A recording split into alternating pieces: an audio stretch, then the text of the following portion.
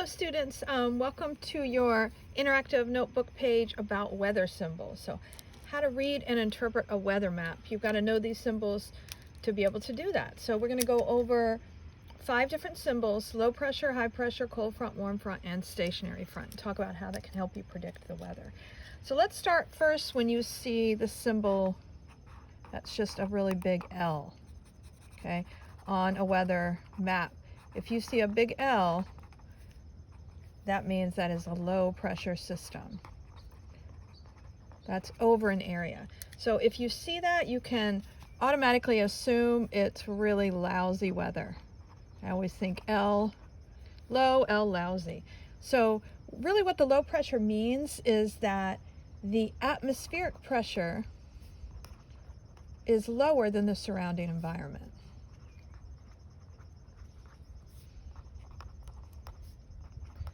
And what does that mean for you when you are out in the weather or looking to see what you want to do for your day?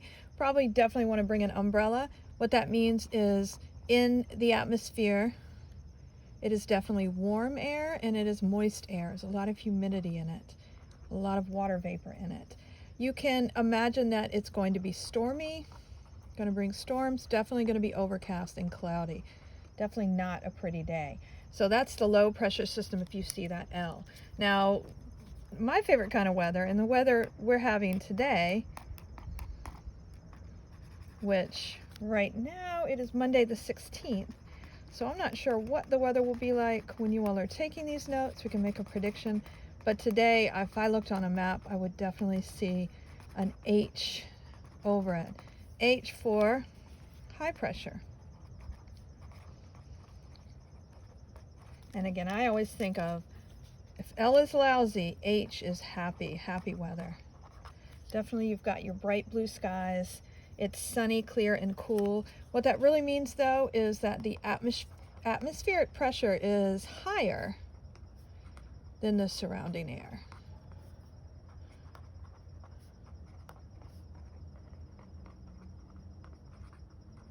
I'm going to put E and V for environment. I forgot to put that up here in those notes.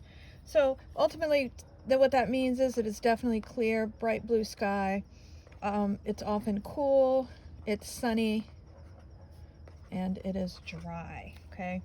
That is really, both of these are because warm air rises and cold air always sinks. It is more dense. So if you can remember those two things, you should be able to remember about these pressure systems. Okay, now if we're also looking at a weather map, we want to definitely know how to recognize different fronts and the symbols for those. If you see a symbol that looks like, to me it looks like little icicles hanging. So you always have the line, and these are always moving in into an area. If you see this moving into an area, you know that that is a cold front. Again, I always think of these as little icicles, and that reminds me to think that it's cold. Typically what you have is usually have storms that roll through.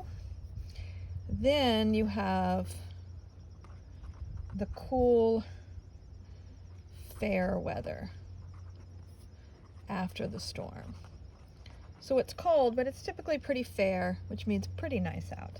What happens is you get a temperature drop for sure. It says temp, sorry for my handwriting. And then what happens is that cool air replaces the warm air. So as it comes through,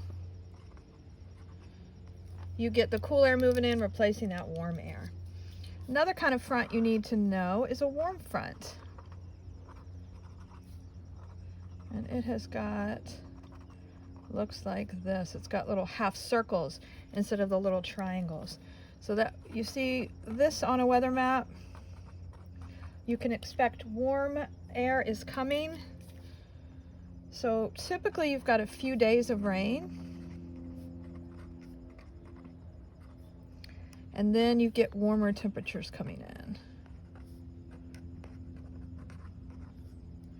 Typically this is a lot slower to move through than a cold front.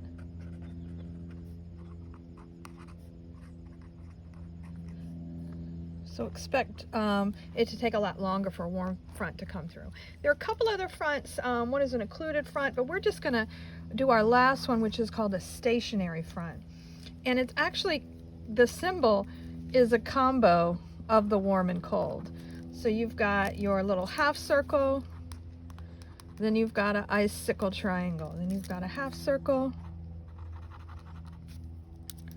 and then a icicle triangle, so on and so forth. So we call this a stationary front.